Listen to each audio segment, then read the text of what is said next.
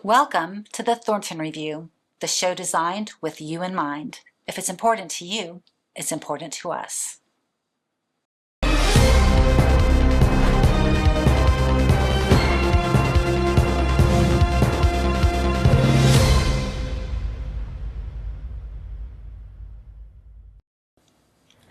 Colonel Eric W. Shorter is currently running as a candidate for Pensacola City Mayor. Colonel Shorter was born and raised in Pensacola, Florida. He attended Washington and Pine Forest High Schools and Pensacola State College. He received his bachelor's degree from South Dakota School of Mines and Technology and his master's degree from Denver University. He served 30 years in the U.S. Armed Forces and retired as a colonel.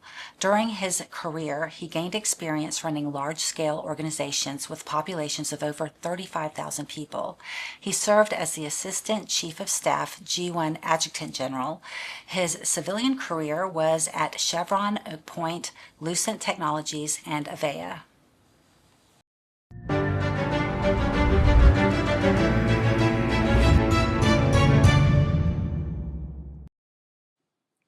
Hi, I'm Pueschel Schneier, Executive Producer and Manager of the Thornton Review. Thank you for tuning in. On today's show, we have Colonel Eric W. Shorter. He is a candidate for Pensacola City Mayor. So, Colonel Shorter, Eric, it's so nice to meet you, finally, and thank you for coming on the show. Thank you for having me. Will you please introduce yourself? So listen, I'm Colonel Eric W. Shorter, but you can call me Eric. I'm born and raised in Pensacola. My family's been here for multiple generations, and I'm happy to have the opportunity to run for mayor. I appreciate that. So we're going to take a commercial break, and when we come back, we'll begin our discussion with Colonel Shorter. He is the current candidate for City of Pensacola Mayor.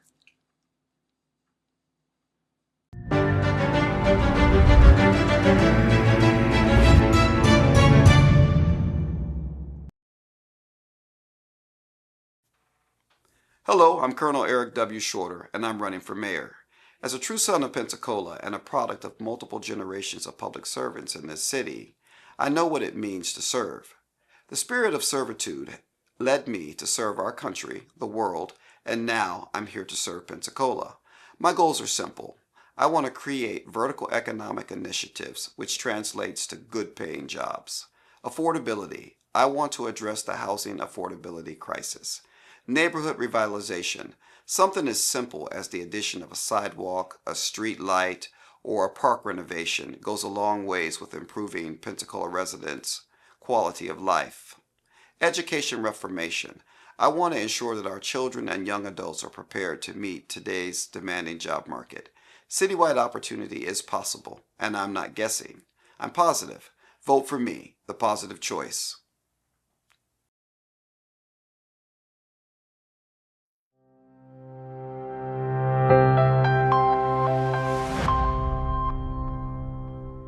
There is no government-funded program that can guide a man's thoughts.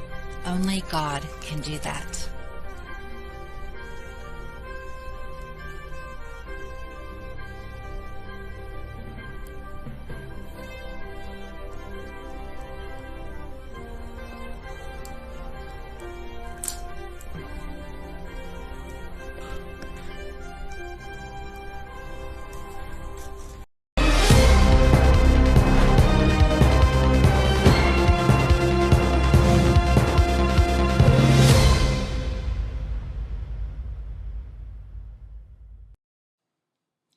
Thank you for tuning in. We're going to continue our discussion with Colonel Shorter. So, Eric, what was the spark? What was the very first, when you first thought, I'm going to run for mayor? What was the spark? What made you do that? Well, what really happened with my decision to run for mayor, there's a good friend of mine by the name of retired Colonel Dan Bartlett, who lives out in Molino. He's a resident of Pensacola as well and a native. And he said to me, he said, Shorter, run for mayor. And I thought, man, you've lost your mind. And then there's another gentleman by the name of Lieutenant Colonel Wes Norman. He said, Shorter, you've been everywhere. You've seen everything. You can make a difference. And I thought, I don't know. And well, you know, it's like anything. I'm a man of faith, and I believe in God. And I was cleaning my porch. I was thinking to myself, what should I be running for mayor? What's going on here? How can I help? And I've spent my entire life helping people and trying to right organizations and do what is best. And it came to me, Shorter, you need to run for mayor. There's a lot that you can do. You know, we've been very fortunate and blessed individuals to have had the chance to serve our country. And with that being said, we've made other decisions as well. And I feel like that we have got a lot of gas. I've got a lot of gas left in the tank. And I've got these other colonels standing around me, pushing me. And we're talking about a chance to just serve the public. We've got no agendas, just the betterment of people of Pensacola as a whole. Okay. So, as a non-elected official, what has been your biggest accomplishment in the city? Like, what have you done to better our community? Well, I will tell you, my sister has spent her time supporting the homeless, or as one of the other candidates likes to say, the unhoused, with collecting of coats and feeding people fishes and loaves. And I've participated in helping her gather canned goods and, you know, do food drives. And those are things that have been important to me, and Toys for Tots. I believe that I've had the opportunity to help to serve the underprivileged. The underprivileged. Mhm. So. Okay. That's So you help, do you help provide housing for them? Do you help, are there any programs to get them into job placement or to take them back home to their hometown or like? Well, well, I will tell you what's really interesting.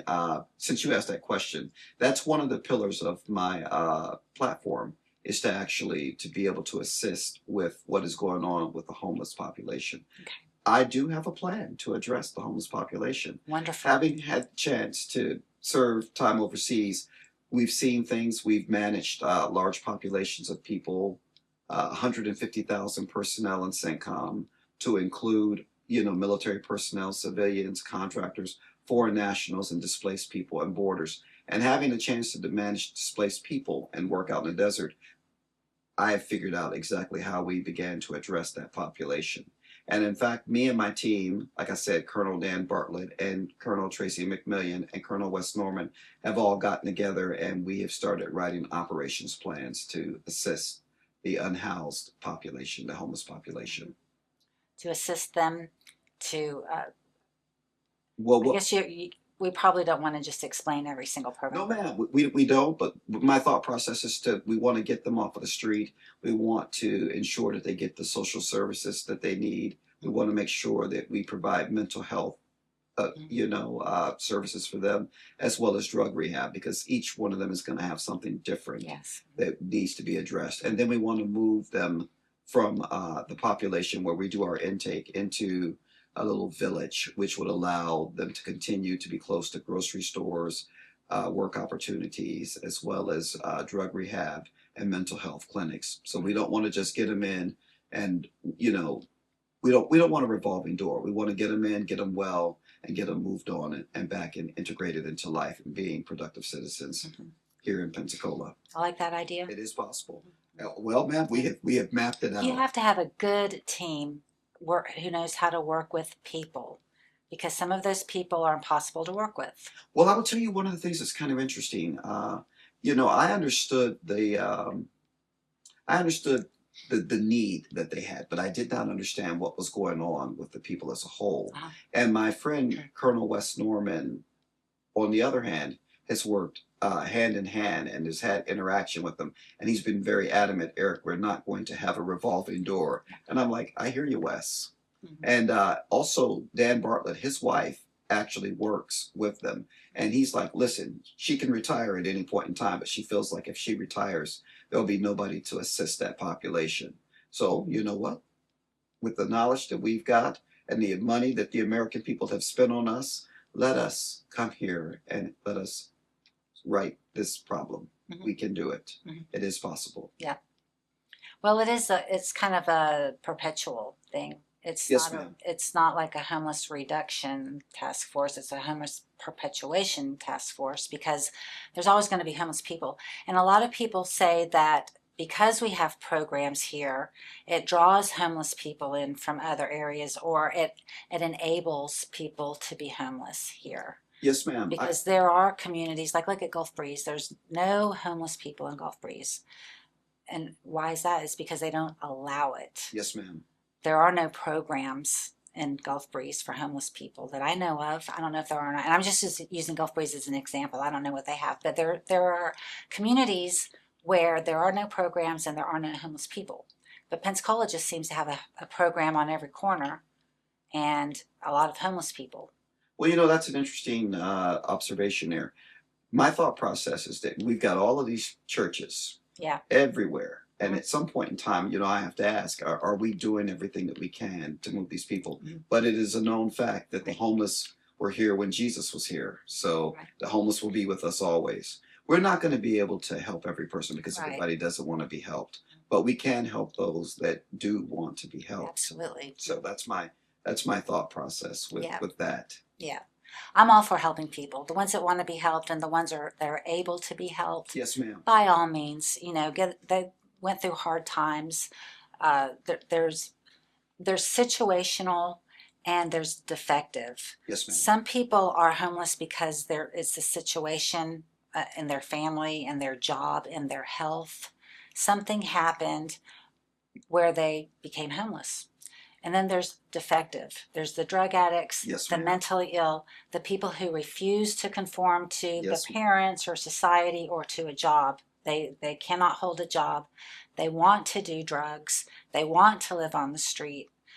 Those are the ones that are harder to help because you can't force, you almost have to force them, put them on a chain gang and have them out, painting stuff. Well, yes, ma'am. I mean, that's the nature of the beast here that we're Mhm. talking about. You know, we'll help those that we can, and the ones that we can't help, then hey, we tried. Mhm. You know, so basically, we're going to have to triage them and figure out. And the reality is that we don't have unlimited resources. You Right. know, we've got a city to run, and we've got lots of things to do, and we've got people that pay taxes and are looking for opportunity, and we need to make sure that they get a fair shake at what's going on here as well.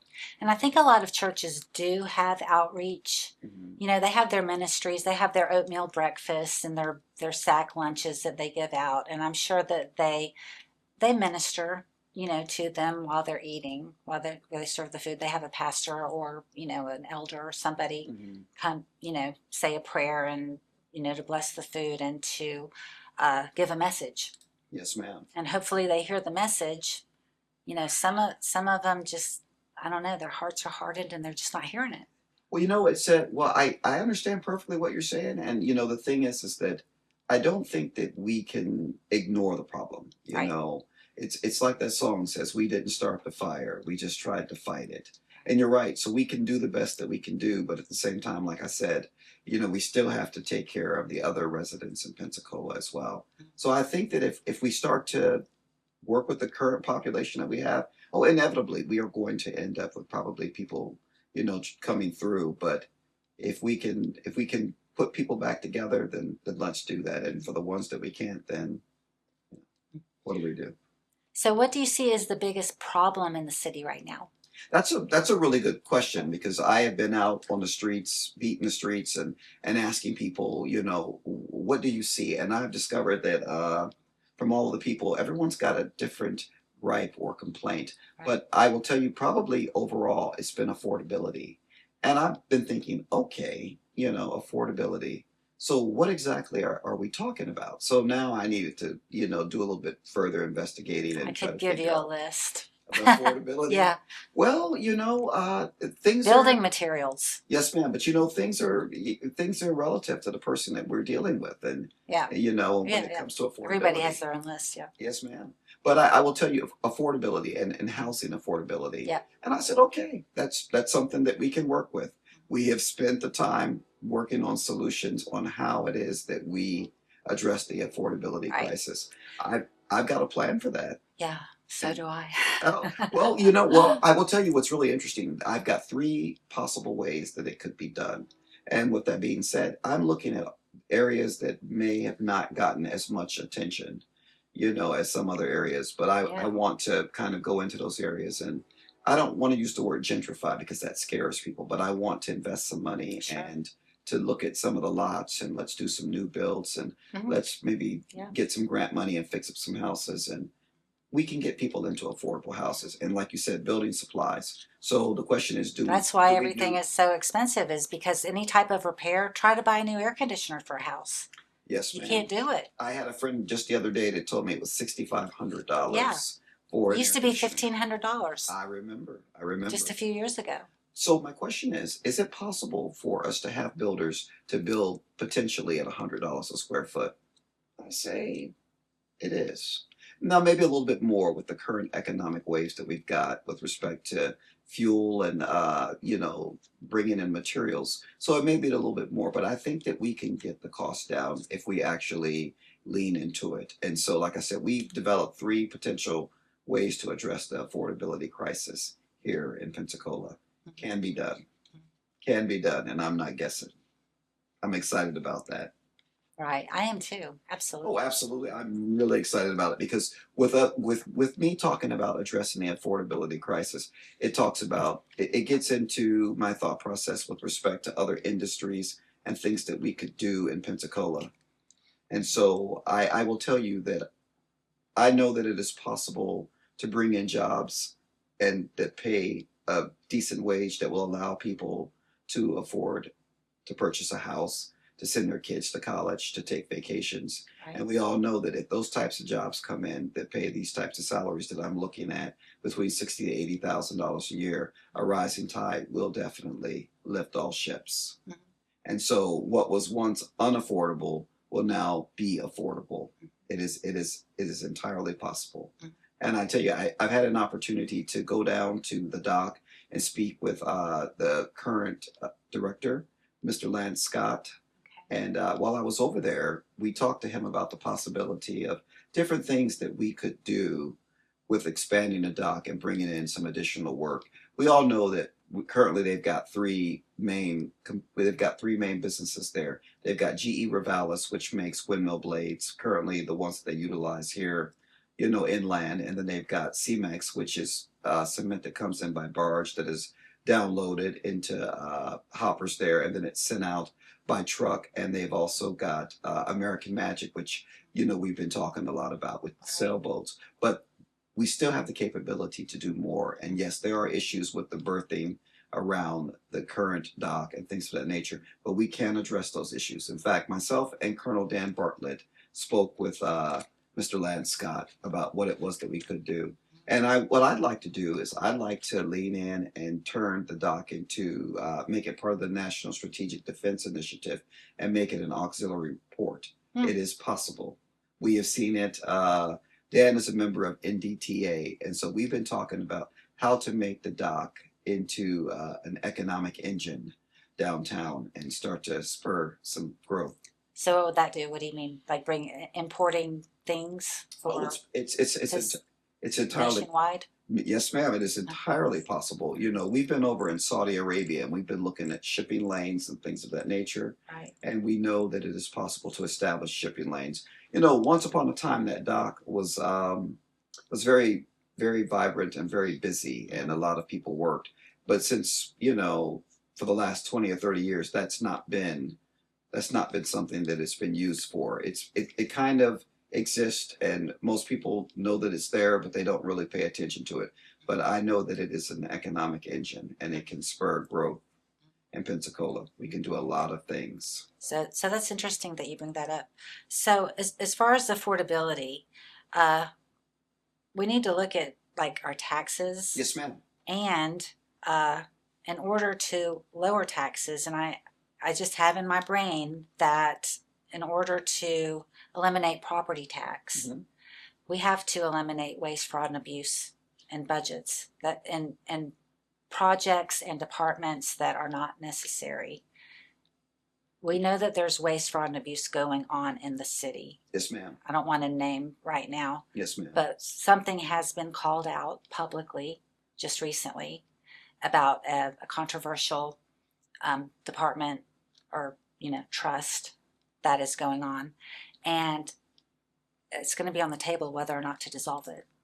So there's millions and millions of dollars Mhm. because everything adds up. you've got a little bit of money going into this project, you've got a little bit of money going into this project, you have a little bit of money going into that project. If you talk about this one, oh, it's just a little bit of money, but they all add up. That part right there, there's no such thing as a little bit of money. Right. There's no such thing. And the taxpayers deserve better beyond a shadow of a doubt. And I will tell you that right now, currently, like you'll hear me often say that, hey, I'm still a colonel. That is what we are working on. We are looking at, fraud, waste, and abuse. And we're looking at various people and organizations and what value is it that they bring to these particular jobs, and can we do it more efficiently? Right. And if we can, then we make the cuts. We all know that there's a current amendment that has been approved and will be voted on here coming up in the general election, and that's the $250,000 homestead exemption that's coming out there. And so, do we have the potential of having a shortfall with respect to money that comes into Pensacola or in Escambia County? Yeah, absolutely. But you know what? We don't panic about it.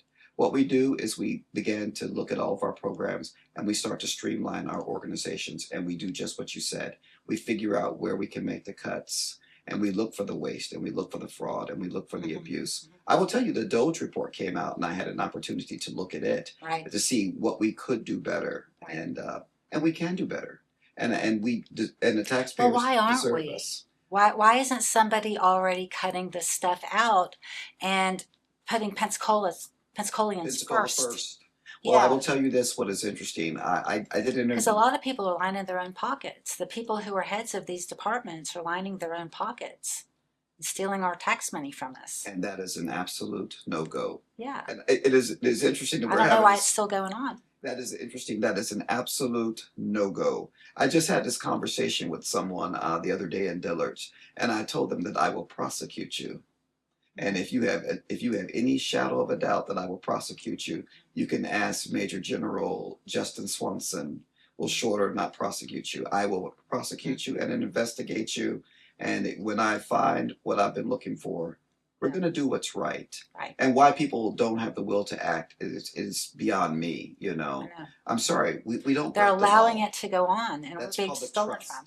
And our taxes went up 3 different ways last year, at the beginning of this year, because the property appraiser raised the value of every single home in Pensacola. Yes, ma'am. So because of building materials, because of affordability, they raised the value of everything, which hurt everybody. And then the school board voted to raise our taxes. Everybody but Kevin Adams is the only person who didn't want to raise our taxes, because he understands and he knows that there's a waste, fraud, and abuse going on. School board raised our taxes, and then county commission raised our taxes. So because of our property appraiser raising the value of the assessed value of everyone's homes, then the school board, and then It's a triple whammy. Yeah. That's a no. And so the triple whammy, if we didn't have waste, fraud, and abuse going on, and unnecessary departments and projects, the word escapes me, there would be no reason to raise our taxes. That's really interesting. I when we start talking about unnecessary projects and things of that nature, I will tell you that the current mayor, Mr. Reeves, has done I think programs. Oh, I'm not saying anything. No. He did a beautiful job Yeah. downtown, but people don't understand what it was that he was doing, and Yeah. and people equate that to being a vanity project. And I go, no. What he did was he addressed the flooding issue, and business owners will tell you that he addressed the flooding issue. And if you're going to go in and tear something up, then you know what? You get a chance to put it back, and you put it back aesthetically. That was a nice. beautiful project, and it was And necessary. yes, he did a fantastic Yeah, job. he did. I totally agree with that. He did That is fantastic. not. No, I'm I thinking of understand. programs. Yes, ma'am. Not projects. Like when I said the word escapes me, Right. it's programs. Programs. that Well, are going- that's the thing, and I think that we have got to sit down and we have got to go line by line and truly assess what is going on, because right now I don't think that we know.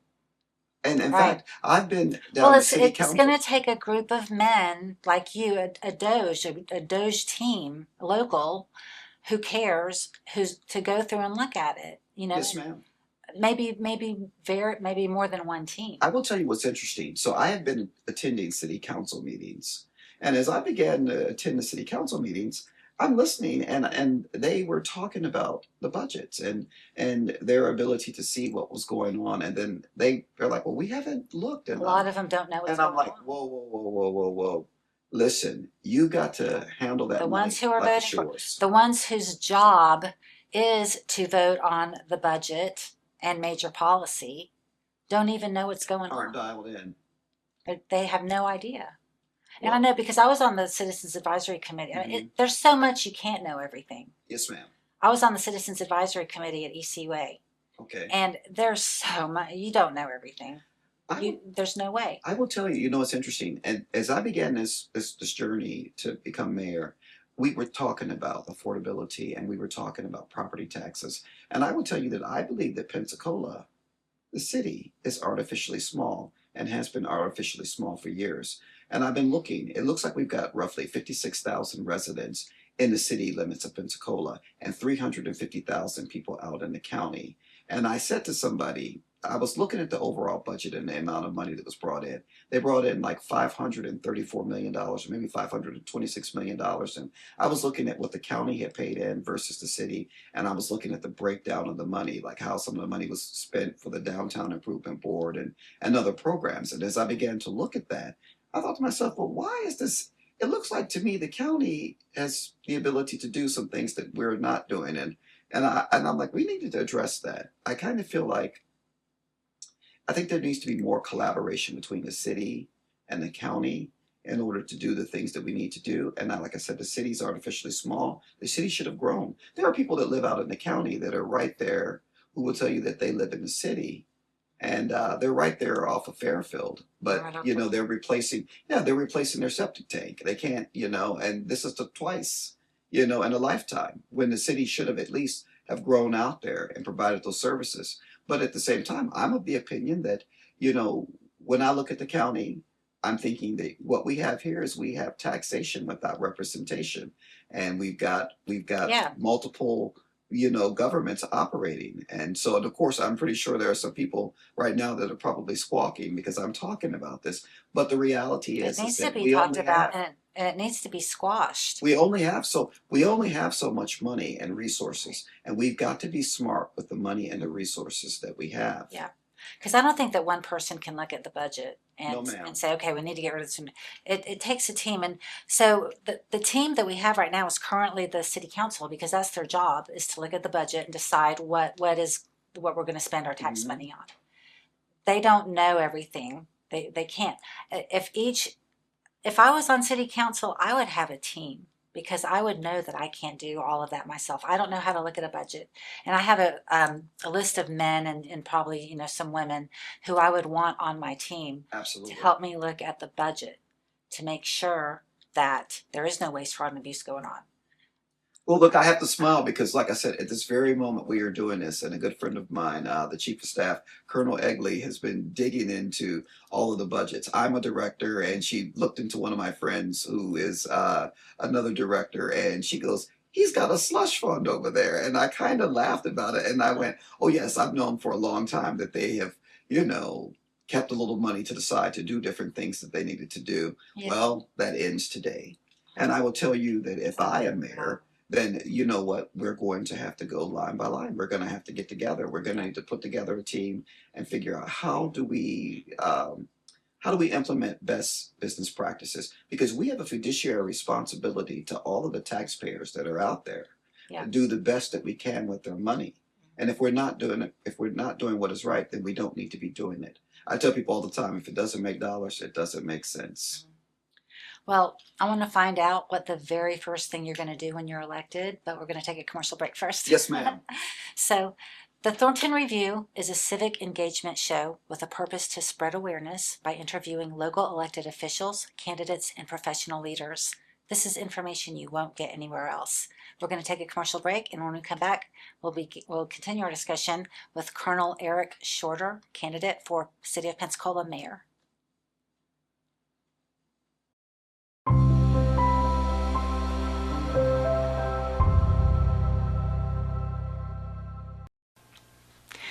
If you're watching on YouTube, hit the subscribe button right now. Be sure to like the video and hit the notification bell so you never miss a great guest.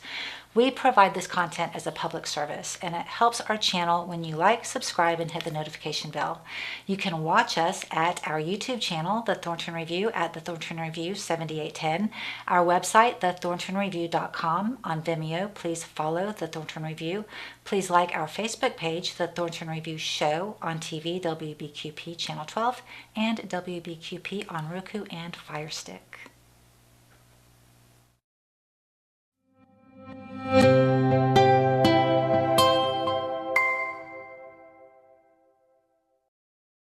For military discounts. Vinyl fence, wood fence, aluminum fence, chain link fence. If it has the word fence, Alpha Fence Company can do it. 850-586-8020. 850-586-8020.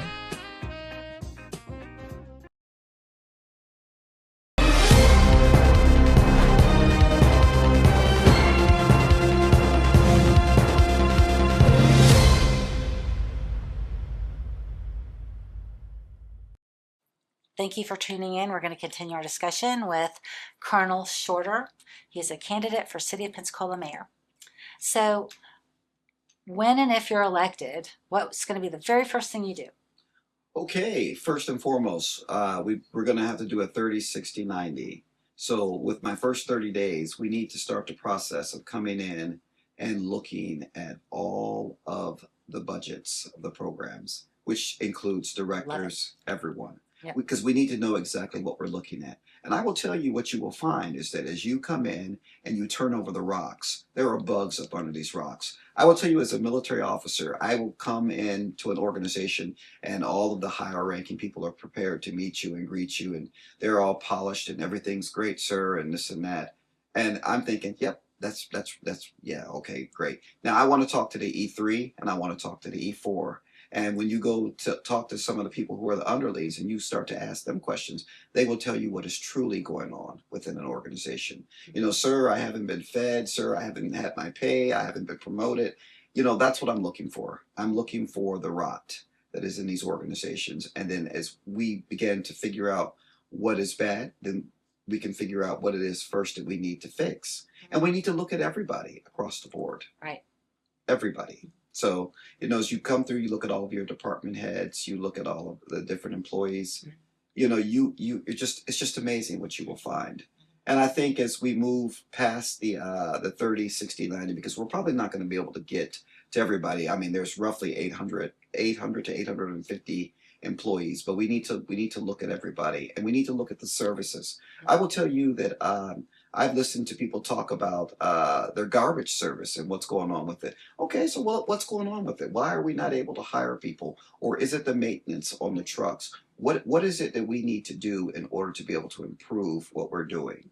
You know, what's going on with our parks and rec services? You know, let's take a step back. Let's look at everything. Let's look at everything. And it's not that you're coming in with an vendetta. You're coming in to make things better as a whole. We need to know what we're looking at, you know. And I will tell you, you know, for me, economic drivers. I mean, so then we can move on. Then I can begin to move forward with my initiatives and how I began to, you know, bring money into Pensacola, because that's why I would think that the people have elected me. Who doesn't want a job that pays $60,000 to $80,000 a year? Right. So, yeah, absolutely. And business owners. absolutely. I think you would support business owners. I just have a feeling. Well, let me tell you something. That is our lifeblood, and I want more business owners. I think I was telling you recently that I just had dinner with, I think it's called Check-In Magazine, and there's a new business owner by the name of Miss Mary who's opening her business, Hello Beauty, and there were 7 business owners there with her. Well, 8 to be total. There was a young man as well, but they were all young women. They were business owners. You know what I say? Fantastic. Now I want to see 14 or I want to see 21. Right. I want to see business owners. I want to see people have that opportunity. I want to cut some of the red tape and the bureaucracy, and let's get Pensacola up and moving. Pensacola is a world-class city. And you know what? With my thought process, we're going to bring the world to Pensacola. I want people coming over here just like they do over in New Orleans. Yeah, absolutely. we can do it. So what are your goals? Is that part of your goals? What are your goals for Pensacola? Well, like I said, vertical economic initiatives, and you've heard me talk about jobs, and I'm looking at what industries can we bring into Pensacola that will allow people the chance to work jobs, like I said, to pay for college, that will allow them to buy a house, to take vacations. I'm looking at affordability. How do we build more affordable homes? How do we get out there and neighborhood revitalization? How do we go into some of these neighborhoods that feel like they're underserved? I will tell you something I think is interesting. I don't understand why Pensacola doesn't have a Chinatown. Why can't we have a Chinatown? Why can't we have a convention center? Why can't we go into Brownsville and make it into something similar with the Maroney, where you on one corner you've got a bakery, on the other corner you've got a coffee shop, around the corner there's an ice cream place, and there's a place that has the best ribs you've ever had. I was speaking just recently to a gentleman, and his family are the owners of Seville Quarter, and he said to me, the Buck last thing Mitchell. we need, you know what I'm talking about? Yeah, I know Yeah. Buck. So yeah, in fact, He's he's on awesome. he's on my Facebook page. He says, you know Yeah. what we need? He says, the last thing we need is another fine dining restaurant. And I went, okay. I said, what do we need? And I was telling him my plans for coming over into Brownsville. He says, how about we have some restaurants that serve street food and things of that nature? Yeah. And I went, absolutely. I mean, it is possible. Yeah. It is possible to come in and to make Brownsville look like the Maroney. Right. And you know what? And we're not. And I've mentioned it And to people. bulldoze the center of Cervantes Street. Yes, ma'am. Let me tell you what I want to do with that. Please. Let me tell you. I want to see a Chinatown. Yeah. Look, I've been to New York. I've been to San Francisco. I've been to London. I've been to Philadelphia. I was over there speaking with the Asian community, and I asked them, hey, what would you all like to see? And I mean, because I've been in and out of the little grocery stores, the pedicure places. I said, are there any?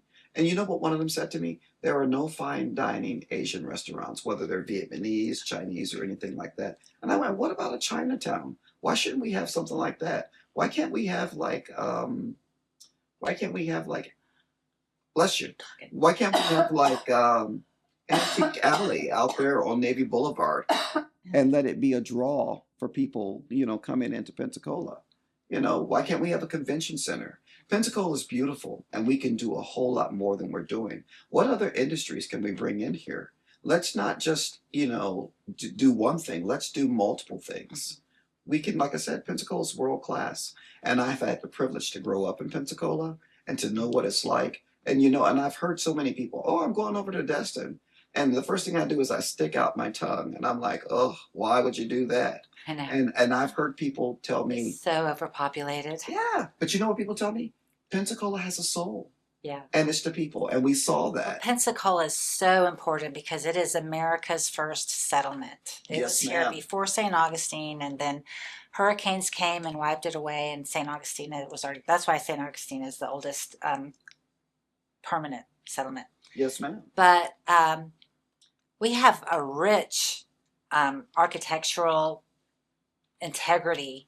We've got forts, and we've got all kinds of things. The houses, we should be the buildings downtown, everything that's over 120, 130 years old is just so important to keep that revitalization going and to keep them up. Are you reading my mind? I think because so, I walk every morning, and I walk down Government Street all the way to the end, and then I cross over, and then I walk out there along the water. And as I was coming through there, I was looking at the houses, and I thought to myself, this is house right here, and the people aren't doing anything to it. And my first thought was, you know what this is? This is called demolition by neglect. Yeah. And then I saw one that is so sad. Old slave quarter. And it's just sitting up on bricks, and I go, okay, well, maybe the Historical Society has put together rules that don't allow people to tear down these houses, I hope so. or people don't want to come in and spend the money to redeem these houses. Yeah. But, like in Old East Hill, they've demolished, they tried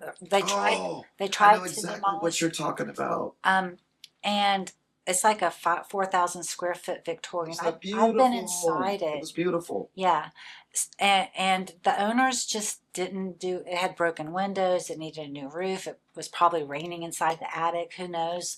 I'm sure the floors and the floor joists and just the whole structural integrity of the house probably needs to be replaced, Well, beefed up. so my question is, I mean, are there grants out there to help people with these things? So we need to take the waste Mhm. of the programs Mhm. that are wasteful and people who are stealing from us, and create actual real programs that will preserve Pensacola, the historic integrity of Pensacola. What makes Pensacola Pensacola is the architecture Yes, ma'am.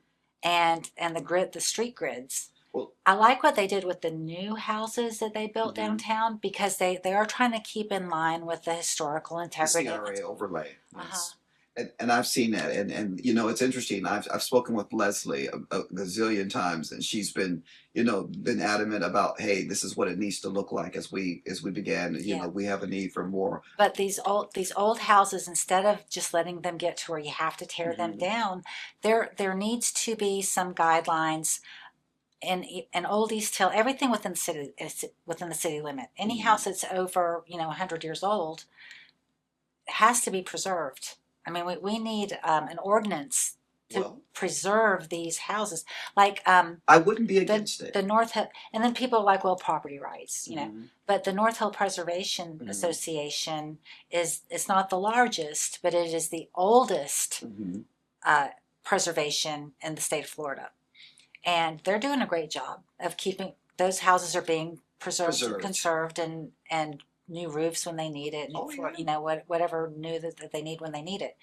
We need to expand that. I don't know, call it something else, but Well, it definitely needs to be looked at. You yeah, know, I will tell you, you know, we've got ordinance, we've got these statutes with respect to these trees yeah. that we have, and you're not able to cut them down. So why not the same for what makes our city our city? And I will tell you, so I was walking with my nephew, and my nephew is the one that said to me, why can't this be like New Orleans as we're coming down the street? And he was talking about the older homes and how beautiful they were. And I told him, I said, when they were doing he just came in from New York, when they were doing the construction on the Palafox, I said, and they reopened it, it was closed off, and we were just out there walking along and having a good time. So it makes you wonder what is possible.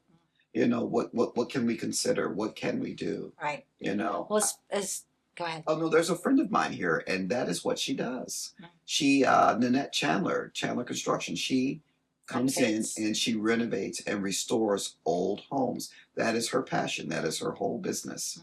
And you know, and if you follow her page, you're like, that's what I'm talking about, girl. Yeah, you know, put I've it back renovated together. about 6. Oh, Yeah. hey. This one to begin Yes. with, Oh, it's yeah. beautiful. It's Yeah. absolutely beautiful. Yeah. And it's about 130 years old. Oh, that is. Yeah. Well, The other ones that I have are probably 40s and 50s. I will tell you, just off the subject, I purchased a home just recently in Philadelphia, and I had it. I don't know how old it was. Apparently, it had an outhouse, and Oh, it's got a little neat. place where you tie the Oh, horse up out front.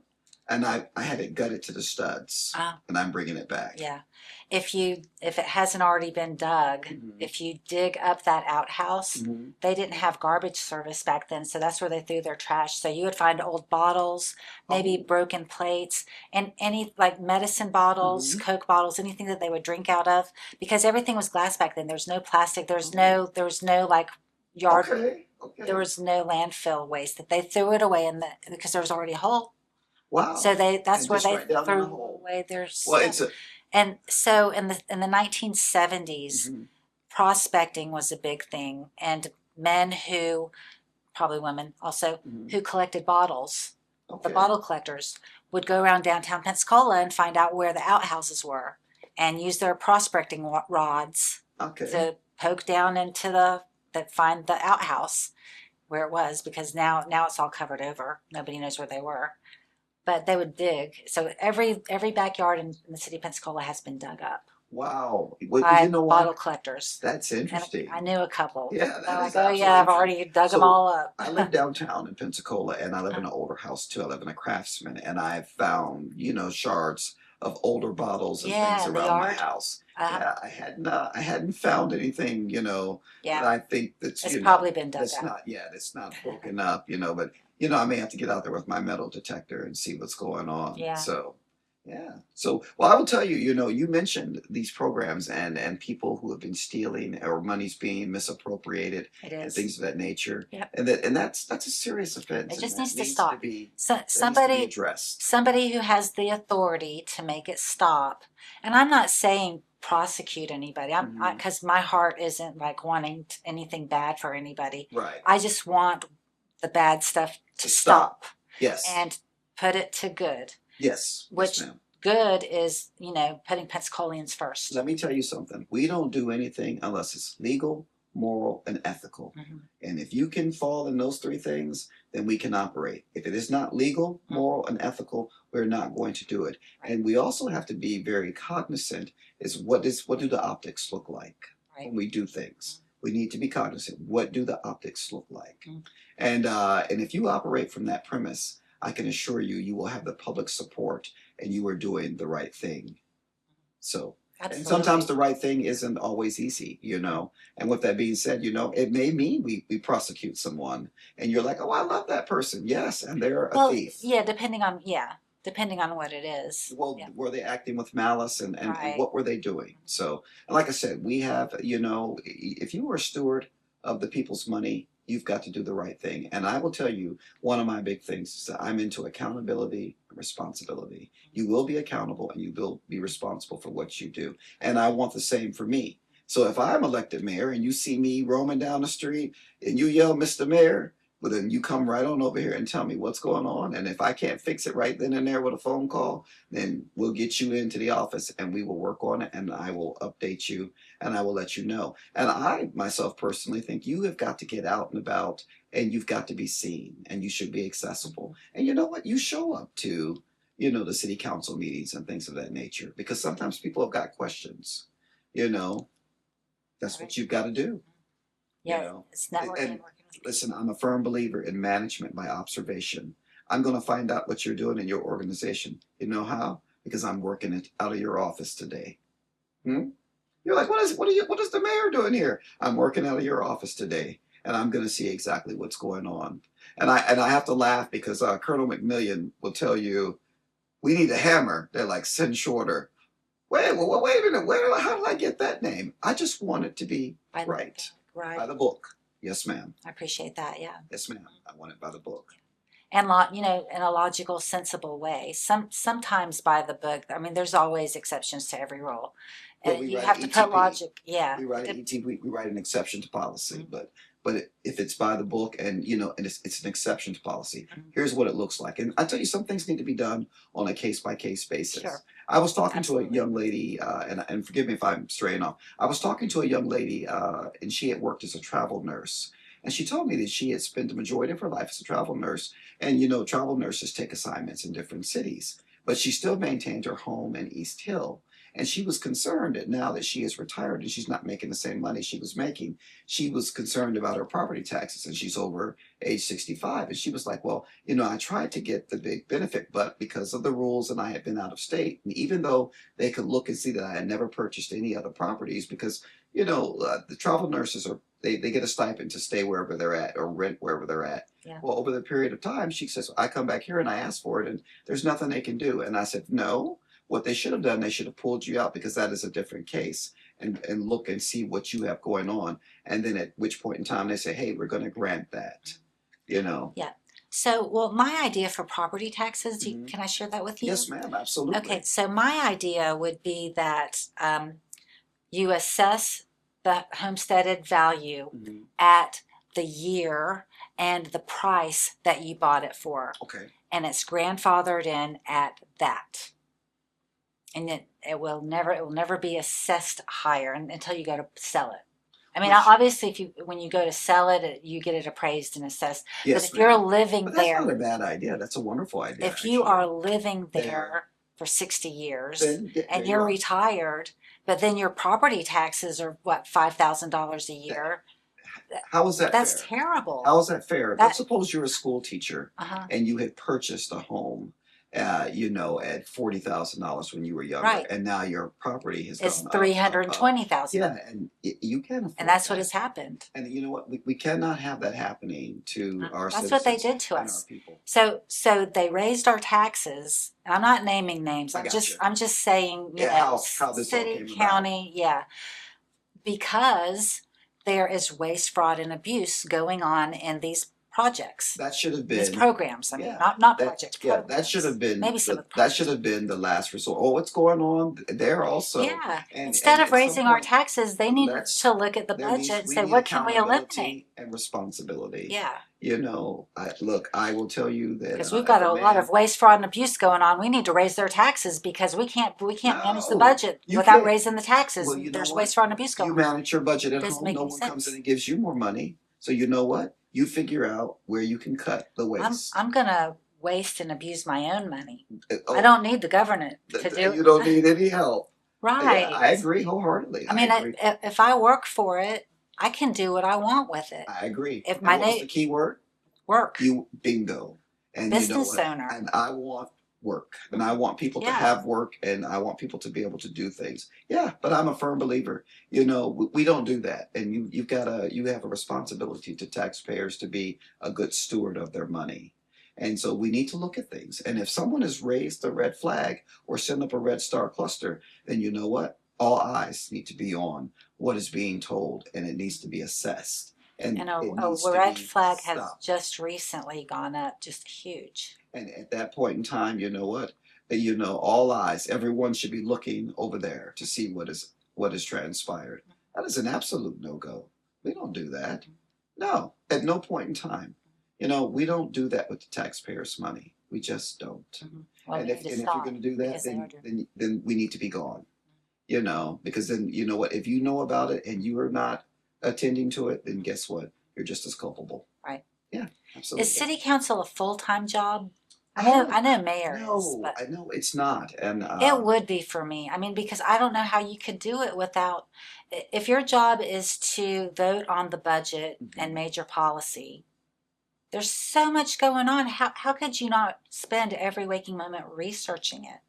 well, I will tell you what's interesting. And like I said, when I came to the conclusion and this decision to make this run, and I don't know if you've heard me say that me, Dan, Tracy, and Wes are all up. We're military people. We're all up Right. at 5 in the morning. You're very And focused and we're very talking about, on and top then of everything. now I'm worried about how do I help the people of Pensacola? How do I help the people of Pensacola? And I go to bed with that on my mind at night. What do we need to do? How do we better service everybody? Right. I'm a firm believer. I'm a firm believer. So, well, what's the most important thing that you would want to change? Oh, that's a wonderful question. What is the most important thing that I would want to change? I tell you what I'd like to see is, like I said, I'm very big into neighborhood revitalization, and I want everyone to be seen. And I live downtown. Beautiful. Yeah, Beautiful. I love it. Beautiful. But at the same time, I want all of Pensacola beautiful. I want everyone to, I want your park nice. I want you to want to take your children to the park. I want your community center You want it nice. to be safe. And well, you know what? I will That's the tell number you, one. public safety. Mm. But you know what? But you know what I believe? I believe that if we are able to truly bring jobs into Pensacola, then crime will drop. Because if people are gainfully employed, then there's no need for that. And we know that Pensacola has a world-class workforce. We know that. We had the oil spills, and when we had the oil spills, you saw the people show up and go out and work. Right. And so if we provide the opportunity, I know that the people will step up and do what needs to be done. And if people can come in and earn decent money that allows them to improve their standard of living, then you know what? We're better off overall. Like I said, a rising tide will lift all ships, and we will have the safety that we need. And I will tell you, I'm excited about the new chief of police. I am too. fantastic From look. what I've seen so far, I Oh, think I he's like that great. guy. I'm going to I, have him on the show. well, you Well, I'm know, going to invite him on the show. I well, haven't invited him yet. I don't know if he'll accept, he but I may hope come. He may come. yeah. Well, I had a chance to speak with him just before he was sworn in. Winstrom. And so, yeah, Mr. Eric Winstrom. Yeah. His name is Eric as Yeah, you well. have the same name. And so, I said to him, I said, I think you're Norwegian. And he goes, you know? Well, I went to South Dakota School of Mines and Technology with a lot of Swedes and Norwegians. Uh-huh. And so he goes, yes, I am. And I went, okay. So I'm talking to him. So he's okay. He's Yeah. Norwegian. Oh, yeah. He's perfectly That's fine. teasing, but Yeah, absolutely. But I think where he's coming from, and I think he's gonna do great things because one, when you're personable and you're out and about. And I told him that I had spoken to some of his officers, and he's like, "Well, who did you talk to?" And I showed him a picture of Officer Pierce.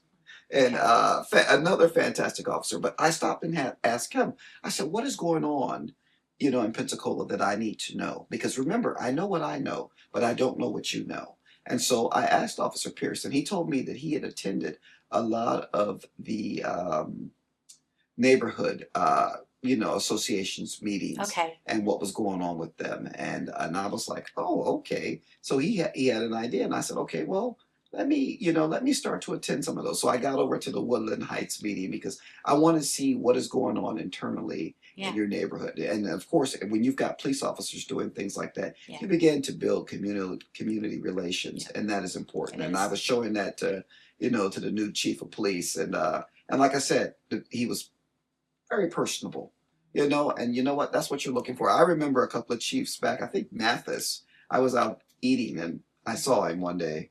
Well, look, yeah, I saw Chief Mathis, and I was sitting there eating, and he comes over, he looks at me, and I'm like, I don't know who you are, because he was bald, and then he put his hat on, and I went, oh, hey, Chief, Yeah. So, Great. yes, ma'am. Well, it's been very interesting talking to you. I've learned a lot, and I think we agree on a lot of things. Yes, ma'am. And I'd like to see more from you. Yes, ma'am. Absolutely. You're a pillar in the community, and I wish you the best, and I think that you have great things ahead of you. Thank you. Do you have any closing statements? Well, I will tell you all that I promise you that if I'm given the opportunity to be a mayor, you will see the city that you want. I know it's world class. I know it can be world class. And like I said, I know it's an economic engine, and I will do my best for you if you give me the opportunity. Thank you. I appreciate that. Hope Yes, to see ma'am. more from you. So the Thornton Review is on the air to provide public service awareness and intellectual infrastructure to our community. This show was provided by Larry Downs Jr. Plumbing, Gary Sapp Automotive, Ida Gates Godly Teas LLC, Alpha Fence Company, and our guest, Colonel Eric. Shorter. Yes, ma'am. I'm so sorry. Nope. Colonel Eric Shorter. He is a candidate for Pensacola City Mayor. And we want to thank you for watching this episode of the Thornton Review. Bye-bye.